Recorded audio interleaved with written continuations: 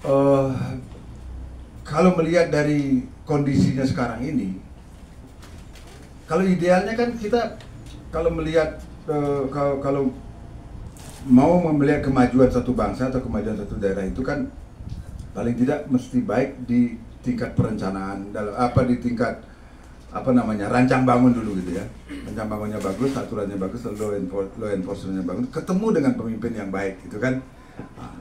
Nah ini menurut saya andalan kita selama ini hanya pada harapan akan ketemu pemimpin yang baik.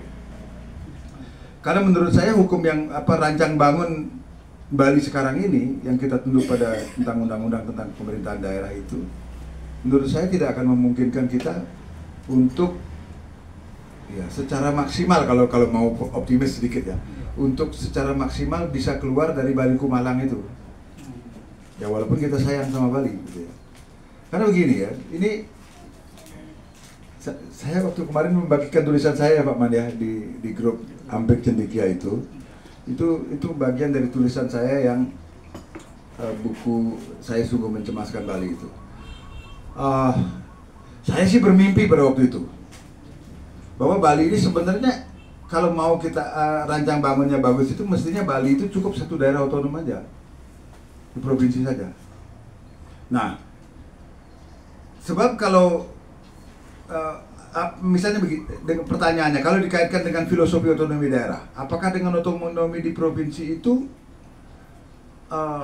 tujuan dari otonomi daerah itu bisa tercapai atau enggak? Menurut saya bisa, yaitu pelayanan yang lebih cepat, lebih dekat, dan lebih efisien. Karena apa? Kalau satu daerah otonom itu kan seluruh Bali itu masih bisa dijangkau dalam hitungan jam kok. Ya, beda misalnya dengan di Sumatera. Sumatera kan satu kabupaten aja sudah lebih luas dari provinsi Bali gitu kan. Misalnya. Tapi Bali kan satu provinsi lebih kecil dari Kabupaten Tulungagung misalnya gitu kan. Nah, artinya kalau satu daerah otonom cukup. Nah, dengan satu daerah otonom itu apa yang bisa kita lakukan? Banyak menurut saya. Kita bisa membuat rancang bangun Bali itu benar-benar yang sesuai dengan itu yang saya di tulisan saya sebutkan itu benar-benar seperti Trihita Karana itu. Nah, di mana orang boleh membangun apa itu jelas gitu kita. Karena putusannya di satu tempat, yaitu di gubernur itu, tentu bersama DPRD ya. Nah, di mana boleh membangun apa itu kalau kita konsepkan sesuai dengan filosofi Trihita Karana itu, lalu kita gabungkan dengan prinsip Trimandala itu, luhur atau luar madya teben itu kan bisa. Nah luhurnya inilah kalau yang sekarang bisa kita dalam konteks World Water Forum itu ya Pak Man. Tadi Pak Man ke sana ke Batu Karu. Saya bersyukur karena di gambar itu terlihat airnya masih bisa kan. Karena saya masih ingat waktu SMA itu sana waktu mendaki Gunung Batu Karu itu airnya langsung saya minum itu. Mudah-mudahan masih seperti itu sekarang ya. Nggak tahu juga nanti apakah akan berapa lama dia akan bertahan seperti itu.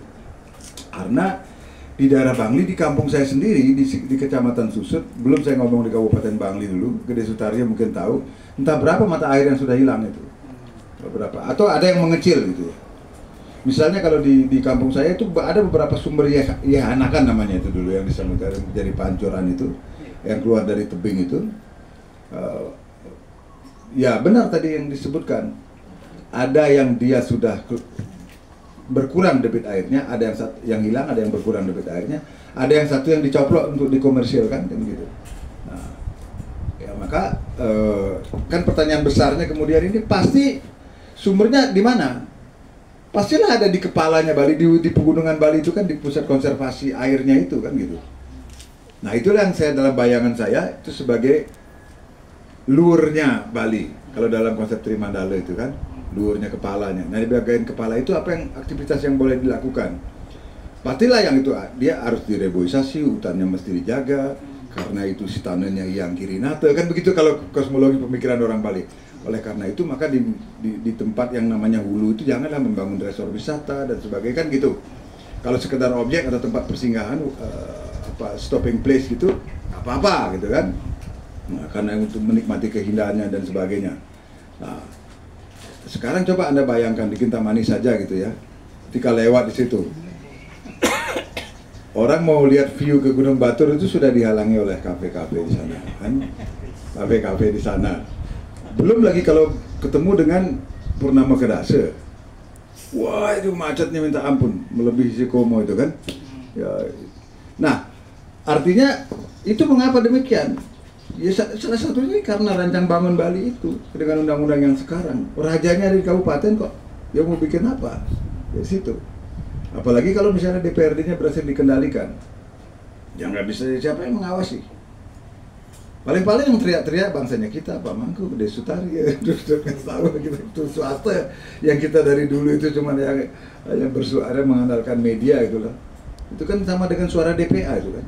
DPA dulu, Dewan Pertimbangan Agung dulu itu kan begitu Pak Mangku. Dewan Pertimbangan Agung memberikan saran kepada Presiden, diminta ataupun tidak diminta oleh Pak Sabam Sirait almarhum, ditambahkan didengar ataupun tidak didengar gitu kan. Itu yang mirip seperti itu juga. Tapi kan kita, kewajiban kita sebagai intelektual, akademisi atau kelompok intelektual itu kan memang begitu. Dia harus selalu berumah di angin, kata Rendra ya Pak Tugas Tawa ya. Orang-orang yang berumah di angin atau kata Sohoki itu, dia suatu ketika negara membutuhkan, dia harus turun dari pertapaannya gitu. Nggak boleh juga dia bertapa begitu, sama dengan dikatakan Gandhi. Andai kata dengan bertapa Indonesia merdeka, saya tidak akan ragu untuk melakukan itu, kan Gandhi mengatakan begitu. Ya, sehingga dia harus turun. Ya kita juga begitu, mudah-mudahan suara kita didengar kan gitu ya. Apalagi kalau benar-benar dipertimbangkan. Tapi yang sudah pasti ketika 10 tahun yang lalu ya, saya menawarkan ide ini, yang saya dapat adalah hujatan. Ya, atau yang paling paling minor gitu, bukan paling minor, yang paling sedikit ngempengin kuping itu disebut itu omongan orang gila gitu kan. Ya mengapa begitu, Anda bayangkan saja berapa jumlah orang partai yang nanti akan hilang kalau itu saya ini, karena gagasan saya itu Bali satu daerah otonom, kabupaten itu tentu boleh ada, tapi dia cukup jadi daerah administratif saja, nggak perlu dia punya bupati yang dipilih langsung oleh rakyat, nggak perlu punya DPRD, komandannya satu cukup di gubernur, dia adalah perpanjangan tangan gubernur untuk di wilayah kabupaten administratif. Itu yang mirip kayak kayak DKI lah mirip gitu ya. Nah, berapa bayangkan itu? Ada 8 kabupaten dan 1 kota yang nanti akan hilang jatah partainya untuk jadi kepala daerah.